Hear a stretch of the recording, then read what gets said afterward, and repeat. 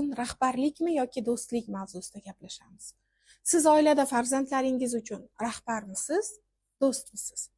Aslida ham rahbar ham do'st bo'lishimiz kerak, lekin rahbarlik va hukmronlik o'rtasida farq bor-da. Hukmronlik bu butkul sizni aytganingiz bo'ladi, o'sha vaziyatlarda sizni hukmingiz ustun degan. Rahbarlik bolalaringizni qilgan qarorlarni yo'naltirib turish, ya'ni har bir korxonani rahbari bo'lgandek, va do'stlik do'stona maslahat berib yo'naltirish. Mana shu 3 ta narsani o'rnini tushunib olsak, onaligimiz ancha oson bo'ladi-da. Hukm chiqarishning o'rniga do'stona uni yo'naltiring, lekin rahbarlik qilib vaziyatni bari o'zingiz tarafga, oilangizni tartiblari doirasida boshqarishga harakat qiling. Hech ham bekor aytibsan, qo'yning nimalar tusamaydi. Sen hali yosh bo'lsang, ijtimoiy tushunmaysan.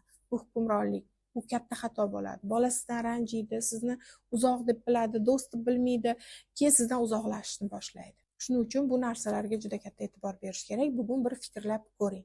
Hukmronmisiz, do'stmisiz, boshqaruvchimisiz? Do'stlik va boshqaruv birga yurish kerak aslida. Shu ikkita pozitsiyadan qay biridasiz va buni yozib yuboring.